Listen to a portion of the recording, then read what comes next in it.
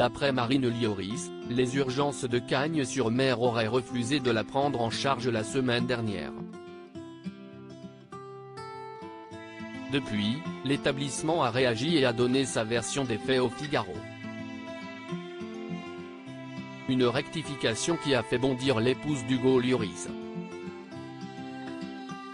Ce mercredi 5 juillet 2023, CIST sur Instagram qu'elle maintient ses propos.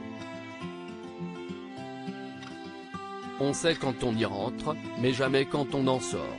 On parle bien sûr des urgences, lieu aussi anxiogène pour les patients que pour le personnel soignant. Les minutes s'y égrènent très lentement, nous laissant le temps de nous faire 1001 scénarios. Le youtubeur Carlito en sait quelque chose, après des mois passés aux urgences pour son fils. Ce vendredi 30 juin 2023, l'épouse du footballeur Hugo Lloris y a fait une visite remarquée.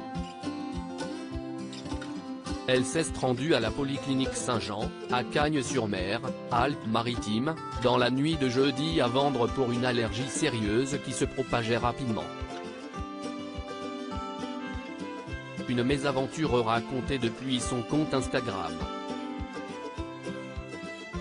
D'après elle, les urgences auraient refusé de la soigner. Elle explique qu'elle aurait été traitée avec mépris, car elle ne possède plus de numéro de sécurité sociale, sa nouvelle vie à Tottenham ne lui permet plus de bénéficier du régime de sécurité sociale.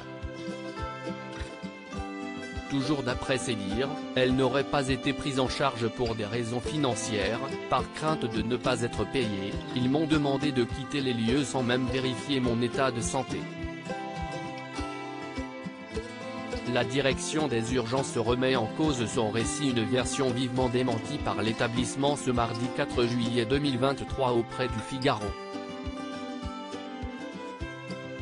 Alexandra Cittadini, la présidente et directrice générale de la polyclinique, considère les faits comme un non-événement. Elle déclare, jeudi soir, vers minuit, il y avait déjà 12 patients, dont 5 en situation instable et 1 dans un état critique. On a indiqué à Madame Lloris qu'elle ne pourrait pas être prise en charge immédiatement, et celle-ci n'a pas souhaité attendre. Elle est donc partie. Elle insiste sur le travail de régulation des patients en fonction des critères de gravité et nie les accusations proférées par la femme du gardien de but. Et ce n'est pas un problème de carte vitale ou financier, on prend tout le monde, même les gens qui viennent en maillot de bain et sans papier sur le moment. Elle conclut sa mise au point en évoquant l'accompagnatrice de Marine Lioris, sa sœur, qui aurait été assez véhémente envers le personnel, même s'il est désormais formé face à cela.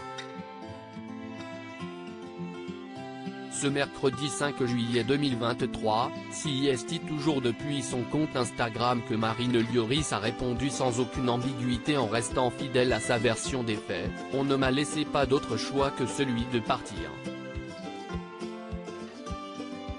À aucun moment, je n'ai eu à décliner mon identité, manifester la moindre impatience ou réclamer le moindre passe-droit.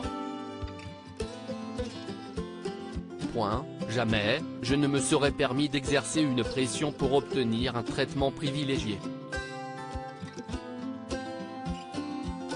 Marine Lioris répond à son tour à Alexandra Cittadini. Marine Lioris reste silencieuse au sujet de sa sœur, mais elle se montre affectée par la réponse d'Alexandra Cittadini.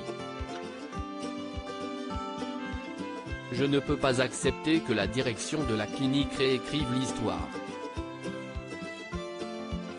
La salle était certainement sous vidéo. Les images ne laisseraient pas, place au doute. Qu'il y ait un manquement dans le process de gestion de l'arrivée des malades est une chose, que la direction de la clinique m'attaque personnellement et remette en doute ma parole pour le justifier est aussi grave qu'indigne, écrit-elle. Voilà le premier feuilleton de l'été.